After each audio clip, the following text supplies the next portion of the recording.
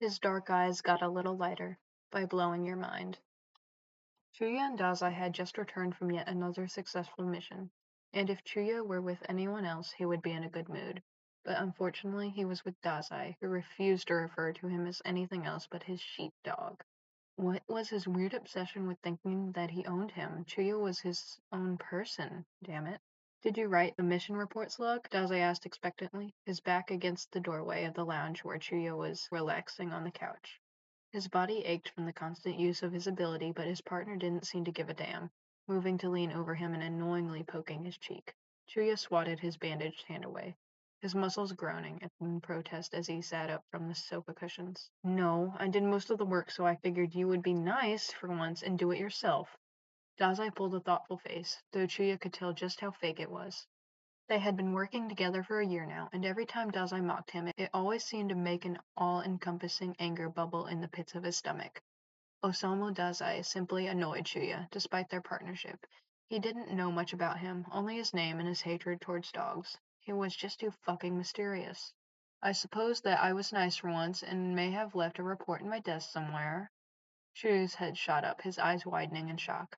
Dazai had never willingly done work like this before unless Chuuya was down for the count after overusing for the tainted sorrow. This was exceptionally strange.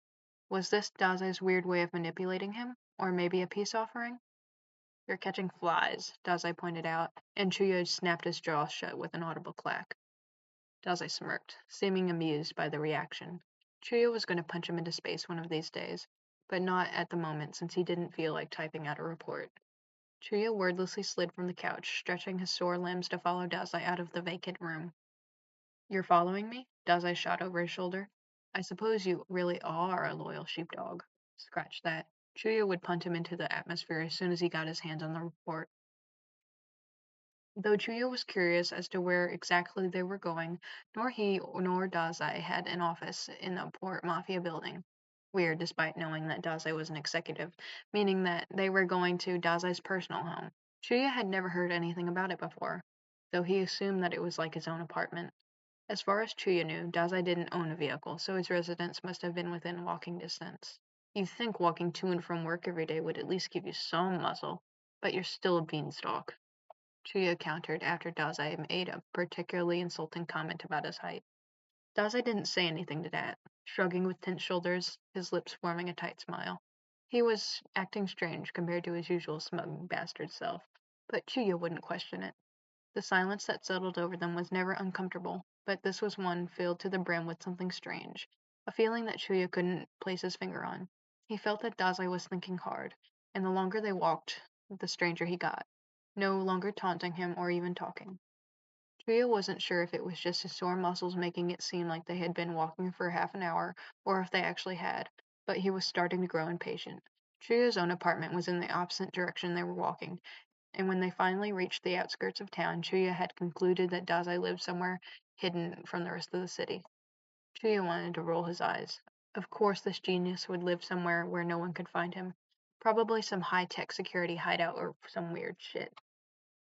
Then they arrived at the outer port. Chuuya scanned the area in utter confusion while Dazai pointedly avoided looking in his direction. This couldn't be right. Shitty Dazai, where the fuck are we? Chuuya asked, jogging slightly to catch up with the other's long strides. The port was eerily quiet around them, with only the crashing waves in the distance. This place had been abandoned a long time ago, though not even thugs or the bravest of the homeless would dare to occupy this place. It was a ghost dumping ground, not even attached to Yokohama. The whole place was blanketed with a foreboding gloom.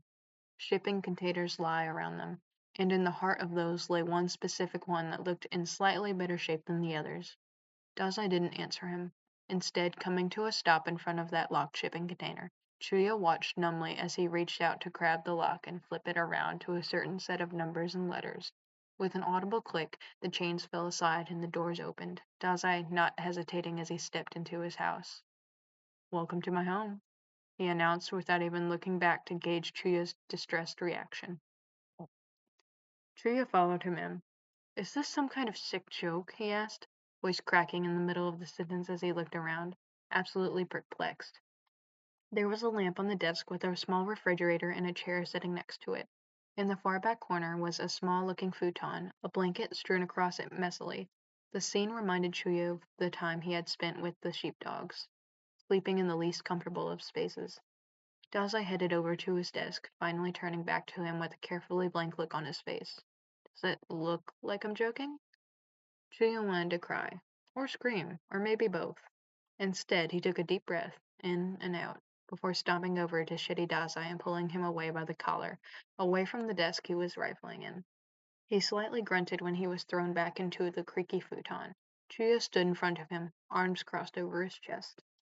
Dazai didn't show any reaction, simply staring back up at him with dull eyes. Chuuya broke away from the staring contest, leaning closer. You, he growled, jabbing a hand to his chest. I have a lot of explaining to do. My, someone needs to learn guest etiquette. I hope you don't stomp around everyone's house and manhandle them around. Chuuya shot him an unimpressed look. Maybe I would be polite if this were an actual house and not a damn shipping container. Touchy. Well, at least he regained his shitty sense of humor, though Chuuya rather liked him better when he was quiet. Chuuya scrunched up his nose, moving to grab the chair and pull it up to the bed, cringing when it made a nail against a chalkboard sound against the floor. Chuuya swung the chair around backwards, settling down on it and gesturing with a gloved hand. Go ahead. A strange smirk marred Dazai's lips. You sure are a bossy dog. Chuuya snarled, whacking his hand against the desk, too furious to feel any pain in his fist. Damn it, Dazai, I'm being serious. Dazai didn't appear fazed by the sudden outburst, but he exhaled deeply, eyes darkening a shade. It appeared that Chuuya's message had gotten across that bandaged head of his. The executive leaned forward, a hand coming to his forearm to fiddle with the bandages that adorned his skin. Chuuya could tell that he wouldn't initiate the conversation, so he would do it himself. How long? How long what? Be more specific with your questions, Chuuya. Chuuya started, unimpressed. You know damn well what I'm asking.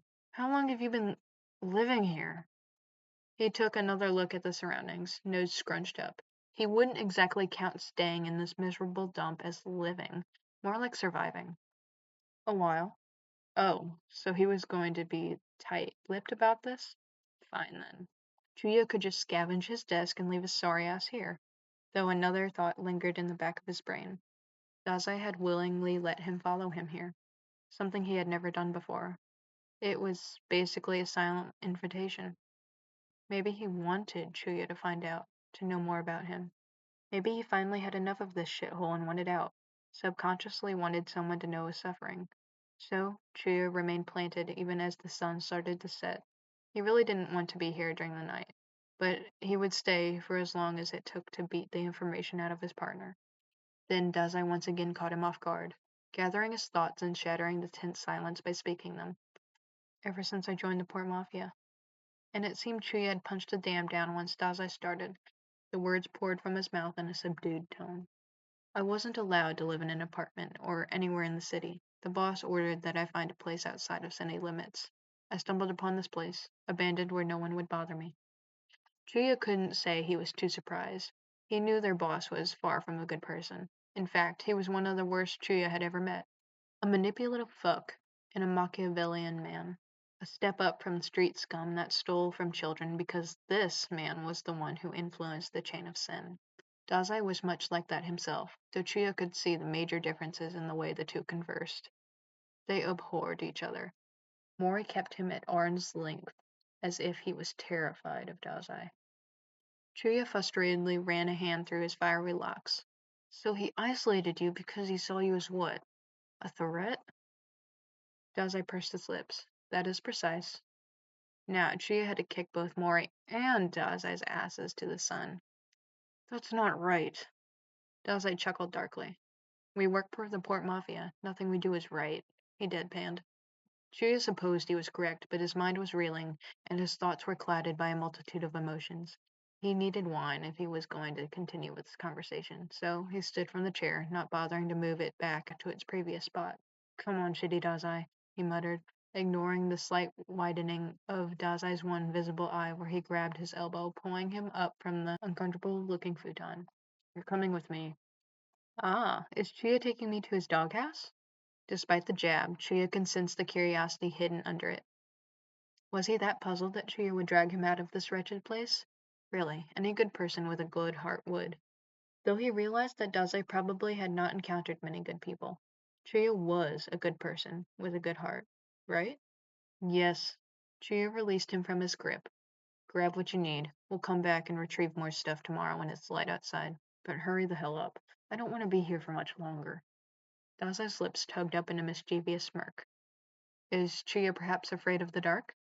Chuuya stiffened. No, what I'm scared of is catching some kind of disease from this polluted wasteland. You could have at least picked somewhere that was more environmentally friendly. I didn't know you were such an ally of the environment, Dazai teased, grabbing his blanket and what looked to be a set of clothes.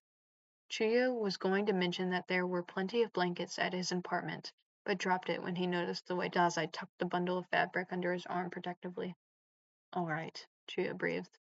Let's get out of here. We can just hand over the report to the boss tomorrow. You wrote it, right?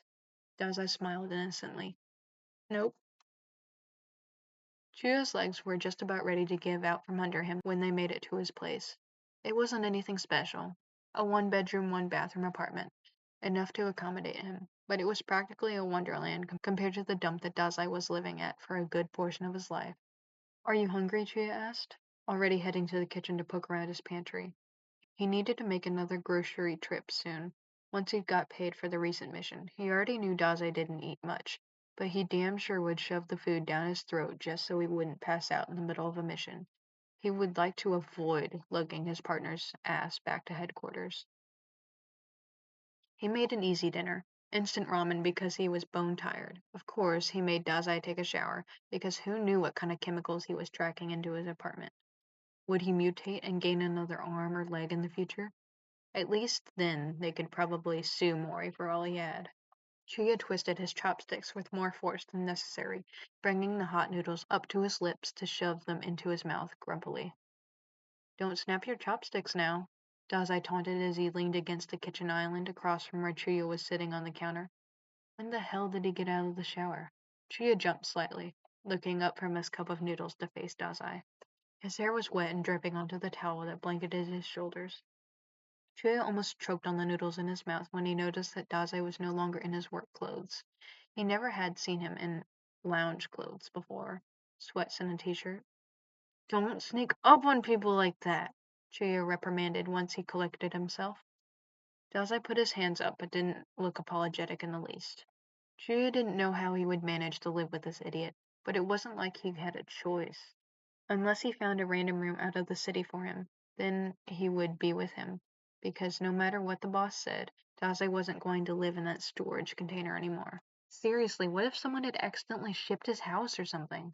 There's more noodles in the microwave, Chuya informed, slipping from the counter to place his cup on the sink. I'm going to take a shower.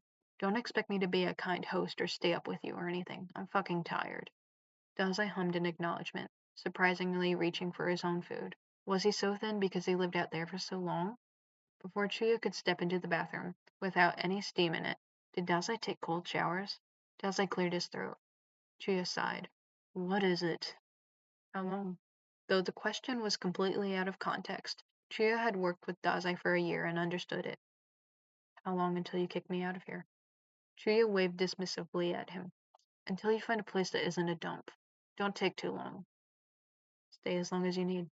That night, Dazai retreated to Chuya's couch and lay down with his blankets, staring up at the ceiling in wonder until he was finally lulled to sleep by Chuya snoring in the other room, half past midnight. When Chuya woke up in the morning, breakfast was already made, and it was the closest thing to a thank you he would ever receive. He was surprisingly fine with that. Dazai's eyes were a bit brighter after he started living with Chuya.